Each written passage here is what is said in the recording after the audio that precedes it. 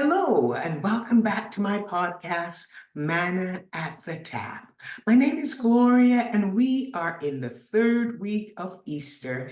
Today is Tuesday, April the 16th, 2024, and the lectionary text is 2 John chapter 1, verses 1 to 6. This is a one-chapter note written by the elder John, whom we have previously spoken about.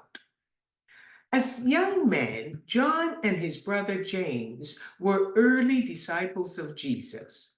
Their mother, Salome, was best friends with Mary, the mother of Jesus.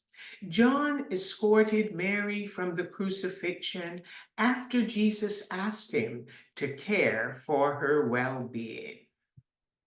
As he writes this note, 2 John, he lives in exile on the Isle of Patmos. He's a very old man, the last surviving of Jesus's original 12 disciples and the only one known to have died naturally. The note is addressed to the lady and her children.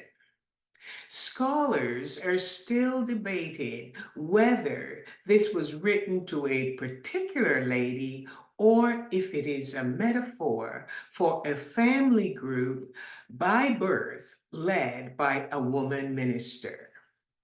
The lack of a personal name might indicate that persecution of the Christian community was rampant, and John did not want to expose them to harm, but they knew who they were.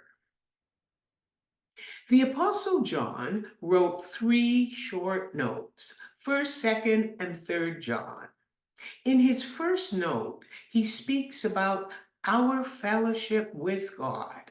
And in the second note, our text for today, he encourages the community to protect their fellowship with God from false teachers who would try to infiltrate the community. John expressed his love for the community's lady leader because she was influential and many looked up to her.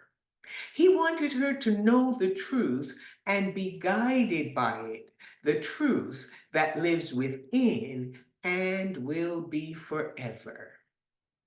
He greeted the lady and community with the gift of grace, mercy, and peace, which is like a bouquet from God the Father and Jesus Christ.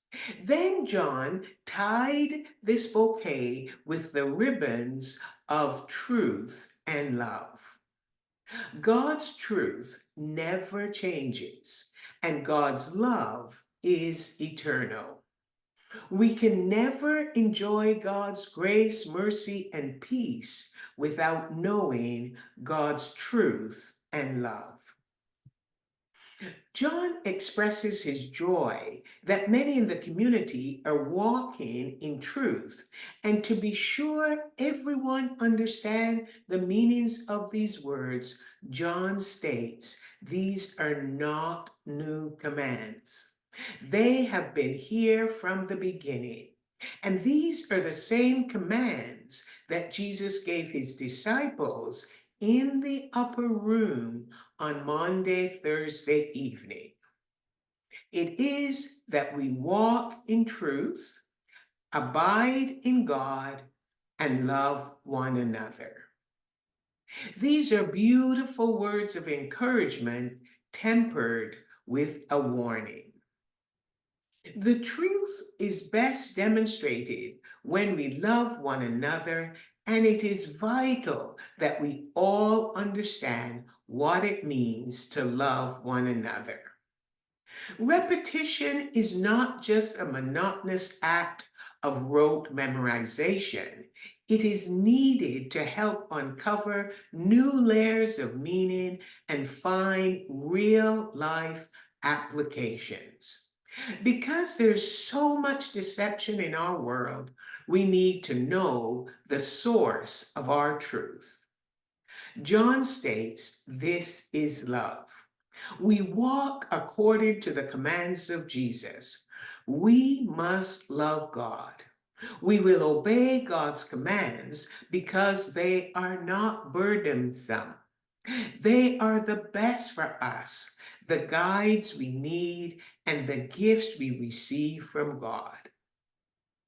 So, first of all, we will receive God's love for ourselves.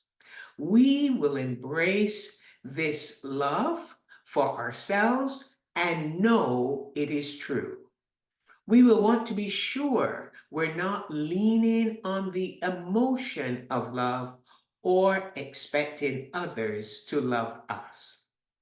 God's love is sufficient for us. It requires us to have a heart of obedience to God's commands and walk in agape love. Agape means a pure, by the way, that's a Greek word for love.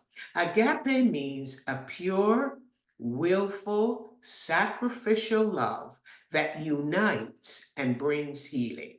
Let me say that again. Agape means a pure, willful, sacrificial love that unites and brings healing. The love of God was seen through the cross of Jesus Christ. It intentionally desires another's highest good as a choice, not out of attraction or obligation. This love, agape love, saves and restores humanity. And may you conduct your life in this love.